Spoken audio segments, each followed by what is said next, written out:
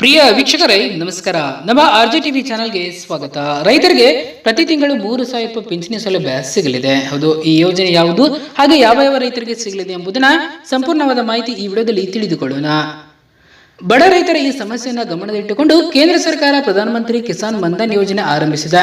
ರೈತರ ಭವಿಷ್ಯವನ್ನ ಕಾಪಾಡುವ ಉದ್ದೇಶದಿಂದ ಕೇಂದ್ರ ಸರ್ಕಾರ ಈ ಯೋಜನೆ ಆರಂಭಿಸಿದೆ. ಈ ಯೋಜನೆಯಡಿ ಬಡ ರೈತರಿಗೆ 60 ವರ್ಷದ ನಂತರ ಪ್ರತಿ ತಿಂಗಳು 3,000 ರೂಪಾಯಿ ಪಿಂಚಣಿ ನೀಡಲಾಗುತ್ತಿದೆ.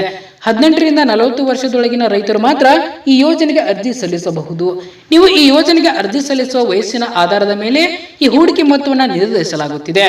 ಈ ಕುರಿತು ಸಂಪೂರ್ಣವಾದ ಮಾಹಿತಿಯನ್ನ ಈ ವಿಡಿಯೋದಲ್ಲಿ ತಿಳಿಸಲಾಗುತ್ತದೆ. ದಯವಿಟ್ಟು ಸ್ಕಿಪ್ ಮಾಡದೆ ನಮ್ಮ ವಿಡಿಯೋವನ್ನ ನೋಡಿ. ನೀವು ನಮ್ಮ ಚಾನೆಲ್ ಅನ್ನ ಸಬ್ಸ್ಕ್ರೈಬ್ ಆಗಿಲ್ಲ ಅಂತಂದ್ರೆ ಈ ಕೂಡಲೇ ಸಬ್ಸ್ಕ್ರೈಬ್ ಆಗಿ ಹಾಗೆ ಬೆಲ್ ಐಕಾನ್ ಕ್ಲಿಕ್ ಮಾಡಿ ಆಲ್ ಅಂತ ಸೆಲೆಕ್ಟ್ ಮಾಡಿ.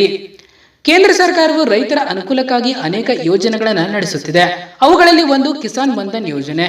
ಈ ಯೋಜನೆಯಡಿ 60 ವರ್ಷ ದಾಟಿದ ರೈತರು ಆರ್ಥಿಕ ನೆರವು ಪಡೆಯಬಹುದು. ಸಾಮಾನ್ಯವಾಗಿ ರೈತರು ವೃದ್ಧಾಪ್ಯದಲ್ಲಿ ವ್ಯವಸಾಯ ಮಾಡಲು ಆಸಕ್ತರಾದಾಗ ಆರ್ಥಿಕ ನೆರವಿಗಾಗಿ ಇತರರನ್ನ ಅವಲಂಬಿತರಾಗುತ್ತದೆ. ಇದನ್ನ ಗಮನದಲ್ಲಿಟ್ಟುಕೊಂಡು ಕೇಂದ್ರ ಸರ್ಕಾರ ಕಿಸಾನ್ ಮನ್ಧನ್ ಯೋಜನೆಯನ್ನ ಆರಂಭಿಸಿದೆ. ಇದಕ್ಕೆ ಅರ್ಹತೆಗಳು ಏನು ಎಂಬುದನ್ನ ನೋಡೋಣ. ಪ್ರಧಾನಮಂತ್ರಿ ಕಿಸಾನ್ ಮನ್ಧನ್ ಯೋಜನೆಯಡಿ 2 ಹೆಕ್ಟೇರ್ಗಿಂತ ಕಡಿಮೆ ಭೂಮಿ ಹೊಂದಿರುವ ಸಣ್ಣ ಮತ್ತು ಅತಿ ಸಣ್ಣ ರೈತರಿಗೆ ಸರ್ಕಾರವು ಪ್ರಯೋಜನಗಳನ್ನ ನೀಡುತ್ತಿದೆ. ಈ ಯೋಜನೆಗೆ ಪ್ರವೇಶಿಸಲು ವಯಸ್ಸು 18 ರಿಂದ 40 ವರ್ಷವರಾಗಿರಬೇಕು. ನೀವು ತಿಂಗಳಿಗೆ ರೂ. 55 ರಿಂದ $2 ಕೊಡುಗೆ ನೀಡಬೇಕು. ಇದರ ನಂತರ 60 ವರ್ಷ ಪೂರ್ಣಗೊಂಡ ನಂತರ ನಿಮಗೆ ತಿಂಗಳಿಗೆ 3,000 ರೂಪಾಯಿ ಪಿಂಚಣಿ ನೀಡಲಾಗುತ್ತಿದೆ. ಇನ್ನು ಈ ಯೋಜನೆಯ ಪ್ರಯೋಜನಗಳು ಏನು ಎಂಬುದನ್ನು ತಿಳಿದುಕೊಳ್ಳೋಣ. ಪ್ರಧಾನಮಂತ್ರಿ ಕಿಸಾನ್ ಮನ್ಧನ್ ಯೋಜನೆಯಡಿ 60 ವರ್ಷ ಮೇಲ್ಪಟ್ಟ ರೈತರಿಗೆ ತಿಂಗಳಿಗೆ 3,000 ರೂಪಾಯಿ ಪಿಂಚಣಿ ನೀಡಲಾಗುತ್ತಿದೆ. ರೈತರ ಮರಣದ ನಂತರ 50ರಷ್ಟು ಮೊತ್ತವನ್ನು ಅವನ ಹೆಂಡತಿಗೆ ನೀಡಲಾಗುತ್ತಿದೆ. ಪ್ರಧಾನಮಂತ್ರಿ ಕಿಸಾನ್ ಮನ್ಧನ್ ಯೋಜನೆ ಅಡಿಯಲ್ಲಿ ಠೇವಣಿದಾರರು 10 ವರ್ಷದೊಳಗೆ ನಿರ್ಗಮಿಸಿದರೆ ಉಳಿತಾಯ ಖಾತೆಯ ಬಡ್ಡಿ ದರದೊಂದಿಗೆ ಠೇವಣಿ ಮೊತ್ತವನ್ನು ಪಾವತಿಸಲಾಗುತ್ತಿದೆ. ಇನ್ನು ಇದಕ್ಕೆ ಅರ್ಜಿ ಸಲ್ಲಿಸುವುದು ಹೇಗೆ ಎಂಬುದನ್ನು ತಿಳಿದುಕೊಳ್ಳೋಣ. ಮೊದಲನೇದಾಗಿ ರೈತರು ಈ ಯೋಜನೆಯ ಅಧಿಕೃತ ವೆಬ್ಸೈಟ್ಗೆ ಹೋಗಿ ಭೇಟಿ ನೀಡಬೇಕು. ಅದರ ಲಿಂಕು ನಮ್ಮ ಡಿಸ್ಕ್ರಿಪ್ಷನ್ ಬಾಕ್ಸ್ ಅಲ್ಲಿ ಕೊಟ್ಟಿರ್ತೇವೆ.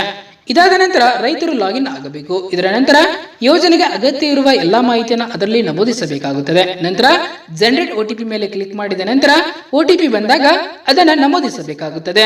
ಈ ಸಂಪೂರ್ಣ ಪ್ರಕ್ರಿಯೆ ನಂತರ ನೀವು ಸಲ್ಲಿಸುವ ಬಟನ್ ಮೇಲೆ ಕ್ಲಿಕ್ ಮಾಡಿದ್ರೆ ನಿಮ್ಮ ಅಪ್ಲಿಕೇಶನ್ ಪ್ರಕ್ರಿಯೆ ಪೂರ್ಣಗೊಳ್ಳುತ್ತದೆ.